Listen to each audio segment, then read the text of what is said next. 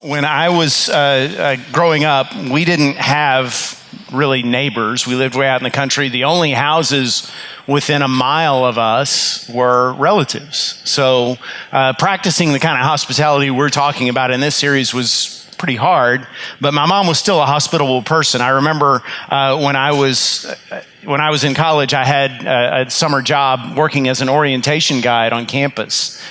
And the first summer I did that, I lived at home and I had a job back home. But then whenever there was an orientation at UH, I would drive into Houston and spend the weekend there. So the first time I did that, I spent the night with some friends of mine that had rented an apartment for the summer. And I remember getting there about 2:30 or 3 o'clock. And one of the guys was cooking spaghetti because, you're 19, 20 years old. You're hungry basically 24 hours a day. And I walk in and he goes, "You want some spaghetti?" I'm like, "Yeah, of course." So he brings me this plate of spaghetti and I start inhaling it because that's how you eat when you're 19 years old. And after 3 or 4 bites, I realized my mouth was on fire. And I said, "What is in this?" And he said, "What do you mean?" I said, "What's in the sauce?" And he goes, "Oh, it's not sauce, it's salsa." And I said, "Salsa?" And he goes, Yeah, I just figured, it's red, so I went home and I told my parents, my family, that story. My brother and my dad thought that was hilarious, like I did. My mom was indignant. Oh, those poor stupid boys living all by themselves in that big old city, and we just got to help them. And so she just forced me to take jars of spaghetti sauce back with me to Houston for the sake of those poor stupid boys. And during the school year, my mom would call the dorm at least once a week, and often one of my roommates would answer. And my mom wouldn't ask for me; she would just talk to them, and she quickly learned their names and their voices and which voice went with which name. And she would ask them questions about how their semester's going, how their parents were doing, all these kinds of things. Are you dating anybody? Now, my roommate Mike and her got along great. They had this great rapport. They had their own little inside jokes. I think she liked Mike better than she liked me. But Dan, one of my other roommates, he was a little weirded out by it. And he kept asking me, "Why does your mom always want to talk to me?" And I was like, "Well, she cares." The thing is, my mom wasn't an extrovert. If you would have met her in those days, you would have found her very quiet and reserved, but she was a compassionate person. She was drawn to people, and she cared, and she wanted to bring them into her life so that they knew that God cared about them. And that's the definition, I believe, of biblical hospitality. Now, some of you know, I've shared with you that my mom has Alzheimer's disease, and so she's very much not herself and hasn't been for a long time, but that part of her is still there. It's like all the other parts of Betty Berger that have gone away have just all fed into that one aspect of her personality. So she's the most hospitable person you'll ever meet. If you approach my mom today, she won't know if you're a total stranger or her firstborn son, but she'll know she's glad to see you, and she'll give you a big smile, and she'll tell you she loves you, and she'll want to shake your hand or give you a hug. And I want you to understand there are a lot of ways to be hospitable. We've talked about this.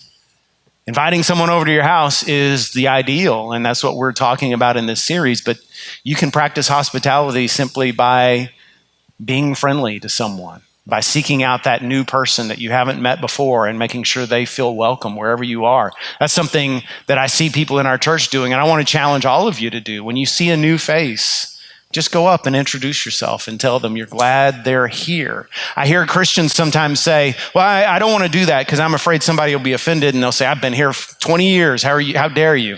I've been in church my whole life. I have never once met anybody who was offended that somebody else was friendly to them. Stop using that as an excuse.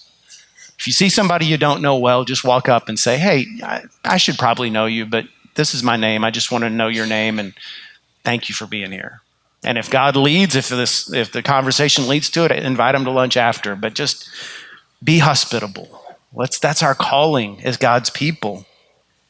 Last week we looked at objections to hospitality and the reasons we often give for not reaching out to others. And we showed that there's really no excuse for us not to be hospitable, no matter our personality style, no matter the state of our home, or whether we're a good cook or not. This week, we're going to talk about some of the blessings you'll miss if you don't practice biblical hospitality. So let's pick up with Hebrews chapter 13, verse 1. "Let brotherly love continue.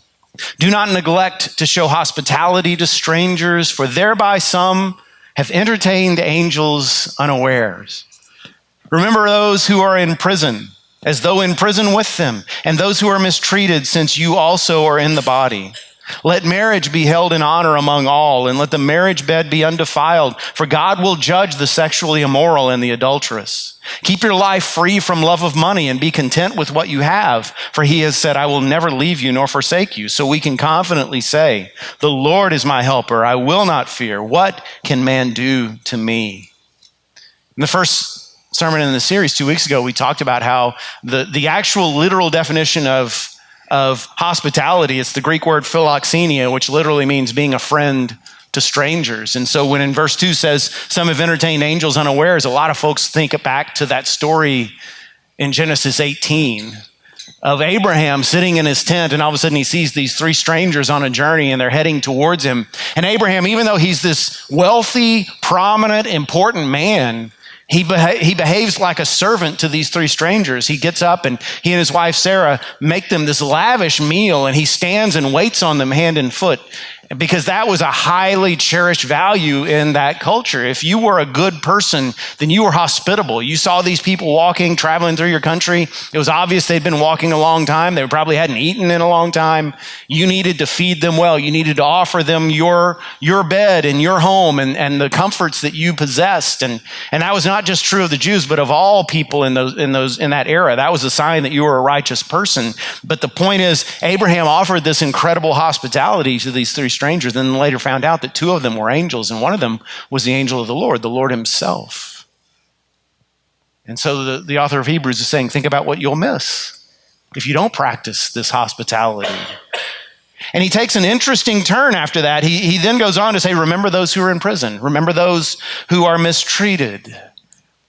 Show hospitality to those people too, not just to strangers, but people you know. And in this case, he's probably talking about people in prison unjustly, but I think this applies to all prisoners. There are people in our church who do prison ministry. They're practicing that art of hospitality to those in prison, people who do hospital visitation and those who call on folks who are homebound and practicing hospitality to those people as well. But then he takes a really interesting turn. He then starts to talk about sexual immorality. He then starts to talk about, let's keep marriage the way it should be. God created sexuality so that man and woman could come together in marriage and be united as one. And that is the sole purpose for that gift that God gave to humanity. And that is in contrast to the way everybody thought when the book of Hebrews was being written. Everybody but Jews and Christians. Because Roman culture said, especially if you were a man, you could do anything you wanted with your body to anyone else because it's your body. And yet God says, no, it's actually not your body. Your body belongs to me. Remember, we talked about it in our series about the temple. You are the temple of the Holy Spirit. You've been bought with a price. And so your body belongs to God doubly because he created you and then he redeemed you with the price of the blood of his son. And today, our culture's sexual ethic is similar to the Romans. The only thing we've added the idea of consent. These days, at least they say, two consenting adults can do whatever they want with their bodies. But again, we as Christians know that's not the case. And in fact, we know from a compassionate standpoint, there are people in any church, you name, including this one, who have had a past in sexual immorality and they've been redeemed out of that. And some others of us have never stumbled in that way. We've stumbled in other ways. But all of us acknowledge the world would be so much better if everyone followed the sexual and gender ethic of Scripture. There is one man, there is one woman. They come together in marriage. And we all agree on that. I'm sure there's nobody in this church that would disagree with that idea. But then he says, not only is your body not your own, your money and your stuff aren't your own either. Your money and your stuff belong to me as well. And here we throw up a hand and we say, hold on now, Lord. I'm okay giving you my body. I understand that. But shouldn't my money and my stuff be mine? See, it's interesting, isn't it? Christians today, we differ from our culture when it comes to gender and sexuality, as we should. But when it comes to money and possessions, we're very similar. We think that's mine. I earned it. I should do with it what I want. It belongs to me. And how that applies to hospitality If you think that your stuff is yours, then your house is yours. Then your house is your sanctuary. Then your car is yours, and it should drive you to the places you want to go. It shouldn't give rides to others. Your money is yours. You shouldn't spend it on blessing others. It should be for blessing you and your family and the people you care about. And so this idea of hospitality intrudes on that. You say, well, can't they stay in their own little sanctuary? Can't they earn their own stuff? Why do I have to welcome them into my life where they can complicate my world? Do you see where the author of Hebrews is going, where the scripture is going? This is why we need biblical hospitality, because it reminds us that nothing we have is really ours. It's on loan from God to us. And we should use it to his glory. We should use it to bless others as well as ourselves. So today, let's talk about some of these blessings we miss if we don't obey. Not only will we miss the opportunity possibly to entertain an angel unaware, but also we'll miss three things. We'll miss, number one, friendship. I remember reading a story in the newspaper. Remember newspapers? Remember those? I used to read the paper cover to cover every day. And I remember, this has been years ago, there was this strange article, kind of long, about this couple. I don't remember any of the details or the names. I just remember the man had been a very successful engineer, and then his investments had done well. So suddenly he became wealthier than he ever thought he would be. And here they were, he and his wife in their middle 40s or late 40s. I think their kids had grown up and moved out of the house. And so they actually bought an island off the coast of New England. Bought an island, just this little uninhabited island, and they went there and they built a house with their own hands. And they didn't have a TV and they didn't have a phone. They had no way to be in contact with anybody else. Occasionally, rich people who would sail those waters would come and land there and greet them. And that was the only contact they really had with the outside world. They had, just in case of an emergency, they had a flagpole.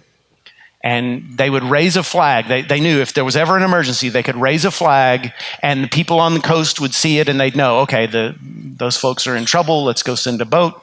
So they lived this idyllic little life with off the grid, no troubles, no stress. And then one day the man got sick, and he got progressively more sick. And she tried to nurse him, and she tried to get him well. And then finally she realized, I've got to have help.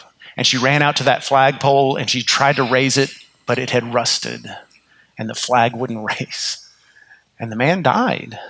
And eventually somebody came by and found them, and she was just distraught because her husband had been dead for a while and there's nothing she could do. And I think about that story, and I think about how the idea to some of us, because I'm reading that article and I'm thinking, even in my 20s when I'm reading this, boy, it'd be nice to live that way, wouldn't it? No stress, no trouble, none of the strife of the outside world. But to isolate yourself that way, there comes a time when you need other people.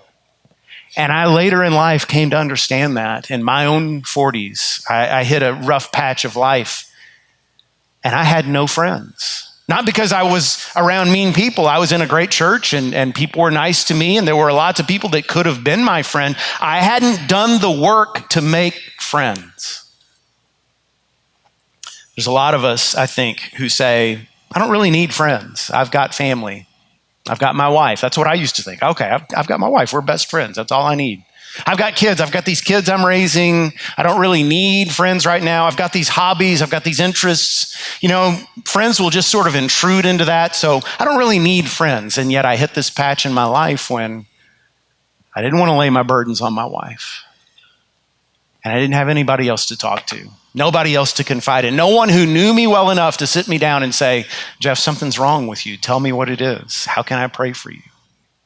I hadn't done the work. I hadn't made the investment.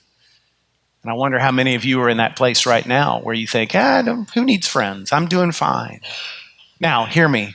I'm not saying that if you practice hospitality, every one of your neighbors is going to become your best friend. And that's basically impossible. And we're really only capable of sustaining a handful of close friendships at a time anyway. But what I am saying is, if you're like I was during that period of my younger years, and you're stingy with your time, and you're stingy with your possessions, and you're stingy with your love, and you say, I just want to keep it to me and my wife and my kids, it's going to bite you.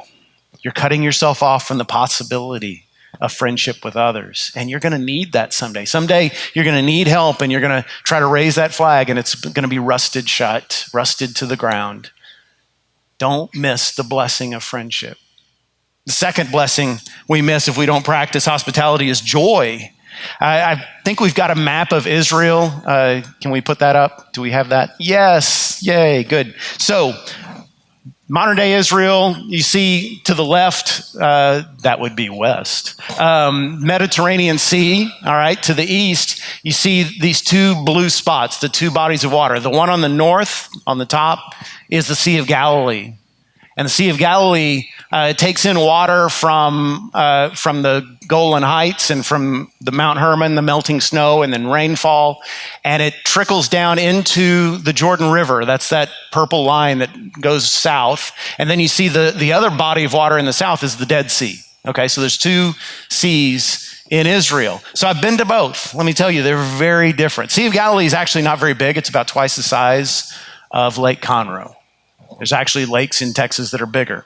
But it's beautiful, and Galilee is by far the prettiest part of Israel. It's green, it's lush, it looks like Texas hill country in spring. And in biblical times, the Sea of Galilee was a body of water that basically economically sustained hundreds of thousands of people because people fished those waters. There were little cities that just ringed all around that sea, and people just, they thrived on it. Now, these days, it's not so much fishing that takes place in the Sea of Galilee, but tourism, because people come to walk the steps that Jesus walked. That's where Jesus spent most of his earthly ministry. And so you get to walk the streets of Capernaum, where Jesus did a lot of his miracles and his teaching. You get to walk where Jesus taught the Sermon on the Mount. You get to see Magdala, where Mary Magdalene grew up. And so thousands, millions of tourists come just because of the Sea of Galilee. They actually get on boats and ride on the water. And to this day, I don't think anyone's ever walked on that water since Jesus. So,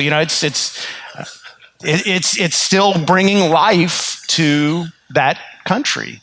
The Dead Sea, on the other hand, is dead.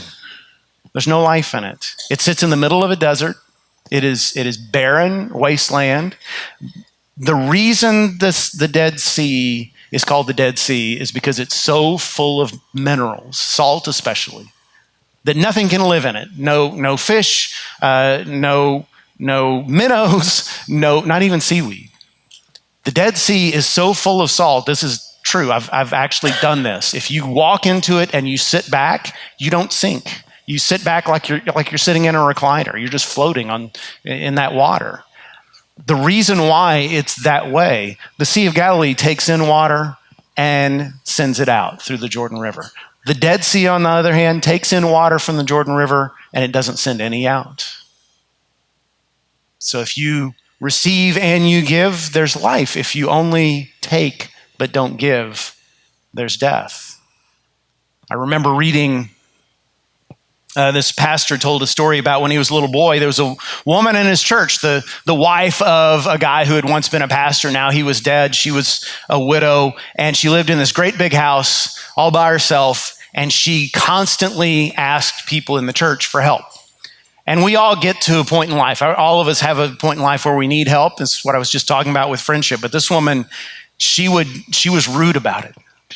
People in the church would constantly help her. The man telling the story remembered his parents never turned her down. Always, dad would reach into his pocket and pull out a little cash and give it to her. But she would just show up at their house uninvited and say, "Hey, I need some help." And she'd never say thank you, almost like she resented you for having things that she didn't have.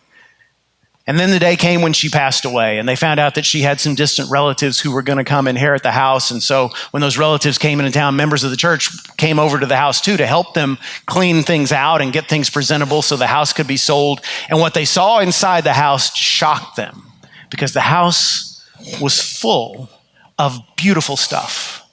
Incredible antique furniture, really nice clothes, fancy jewelry, and cash everywhere.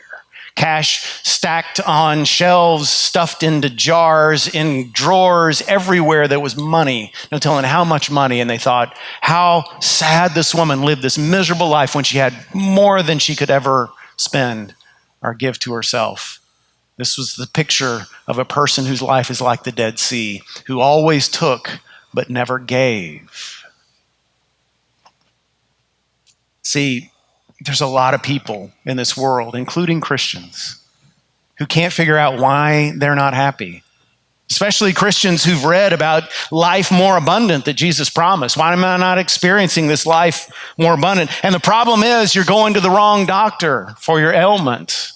See, the world is a different kind of doctor than the Lord is. The world's prognosis, the world's prescription is always get more stuff. You're unhappy, get more stuff. If you're unhappy in that car you're driving, get a nicer car. If you're unhappy in that house you live in, get a better house. If you don't like those clothes, then buy nicer clothes. If you're unhappy, then stop going on vacations to see your family. Go to Paris, go to Rome, go to Hawaii, go to wherever. None of those things are bad, by the way. If you get to take a vacation to Rome or Paris or Hawaii, good for you. Enjoy it. Take some pictures. But the world is not giving you the right prescription. If all you do is take and you never give, if all you do is look at your home and your stuff as your own, then you'll never have joy. See, God's prescription is different. God's prescription says joy is already in you. Once you become a child of God, according to Galatians 5, joy is in you because it's one of the fruits of His Holy Spirit. That means when the Holy Spirit comes into your life, the day you get saved, He brings joy with Him.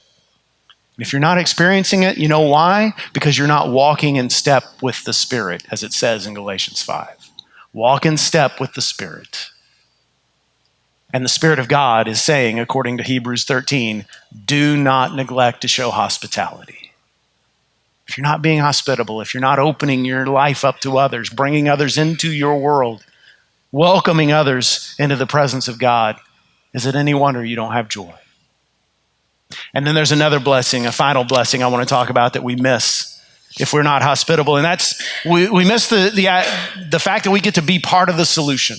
Being part of the solution is such a blessing. And I don't just mean the solution to loneliness, which we've talked about in this series already, but the solution to the greater epidemic, the pandemic our world faces above all others, and that is lostness. And I'm not saying that hospitality automatically leads to salvation. You have to be more intentional than that. But I am saying hospitality often opens the door to gospel conversations. And I know some of you know the story of Rosaria Butterfield. She's written a whole book about it. But she was in her 20s self-described. She described herself as a radical feminist lesbian professor. Professor of women's studies at a university in New York, and hated Christians, especially Christian men. And this was during the time of Promise Keepers. You remember that men's movement among Christians in the 90s. And she wrote an article for her local paper attacking Promise Keepers and saying it's a regressive, fascist kind of organization and it's going to lead to nothing but repression against women. And she got a lot of mail in response. Sad to say, a lot of her mail was from Christians, and all of it was bad. All of it was hateful, angry. But she got one letter that was different, one letter from a Christian that stood out. It was a pastor and his wife. They're in that same town. And they said, listen, we read your article. It was well written. We disagree with it. We'd really love to talk further with you about it and ask you a few questions. Would you be interested in having dinner with my wife and I? And she didn't throw it away like she did the others. She laid it aside on her desk and just let it sit there for a few weeks. And finally, it occurred to her, I probably need to do some more research on these people, sort of like Dian Fossey going into the jungles to visit the gorillas, right? So she reached out. She said, okay, I'll come. And they had a great meal together. They had a great conversation. And that led to a series of dinners. And her growing closer to this man and his wife and seeing them like a mom and dad in a sense. And she was amazed at their grace, at their compassion, at their kindness. And so that led her to start reading the Bible because she wanted to know, is that just the way they are by nature, or did they get that from this book somehow? She'd never read the Bible before, but immediately she said it began to speak to her. She said, I read it like a hungry person eating food, like a starving person encountering a meal.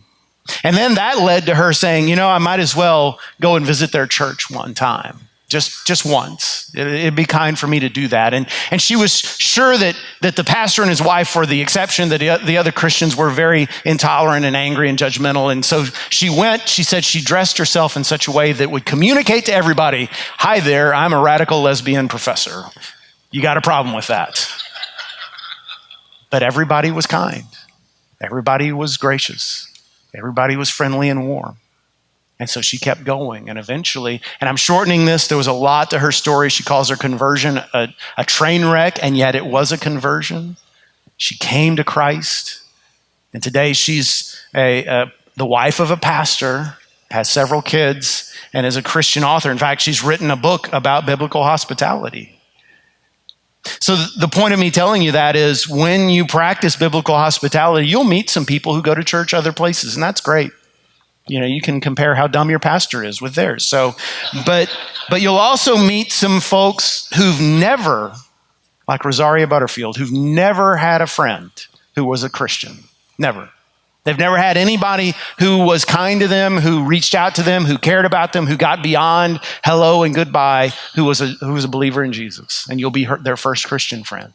And you'll meet others, sad to say, who grew up in church, but something happened along the way that turned them away. They saw something, they experienced something, they have church hurt of some kind. And they've already written off, they've already decided they know what Christians are like, and you can be the one that makes them go, wait, maybe I was wrong. Maybe I need to rethink this. See, nobody's going to reach those people with a billboard, with a commercial on the radio or on the TV. They're probably not going to pick up a gospel tract that you leave behind at a restaurant and read it. None of those things are bad, by the way, but those folks are not likely to give any of that a chance. But when you invite them into your life, when you welcome them into your life, when you practice biblical hospitality, everything can change.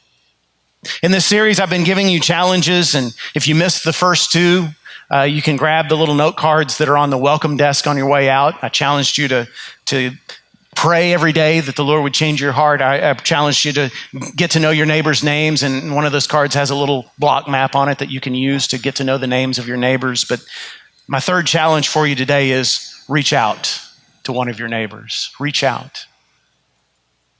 And it doesn't have to be this week. I'm just challenging you to take one of the cards that's in the pew rack in front of you, because in there it'll remind you what your challenge is, and it'll give you a few ideas of ways you can reach out. And just make that relationship go one step beyond, I know your name and you know mine. All I'm asking you to do is go home today, and if you live alone, just ponder, pray. How am I going to reach out to one of my neighbors, and when? If you don't live alone, if you live with others, then discuss it over lunch. What should our next step be in practicing biblical hospitality? Are we to the point where we feel ready to invite this person over to our house? Do we want to take an easier step and maybe bake some cookies and just take them over? Or is there somebody who's moved in down the street lately and we want to just drop by and drop off a little care package, a welcome gift? Why should we do this? Hebrews 13:12. Again, same chapter we started in. He starts off talking about hospitality. Here's where he ends up. He says, so Jesus also suffered outside the gate in order to sanctify the people through his own blood. What's the gate he's talking about? He's talking about Jerusalem. Jesus, on the day he died, he didn't die in Jerusalem. They drove him out of the city, outside the gate, up that hill we call Calvary, they call Golgotha, carrying his cross. He died outside as an outcast. Just like back in the old days when God's people would gather together in September for the Day of Atonement, and the high priest would place his hands on the head of a goat, symbolically placing the sins of all the nation of Israel on that one animal, and then they'd chase it off into the wilderness, never to be seen again. Jesus became our scapegoat. He went outside the gate, and he died for our sins so we could be saved. And the very next verse, he says, therefore, let us go to him outside the camp and bear the reproach he endured.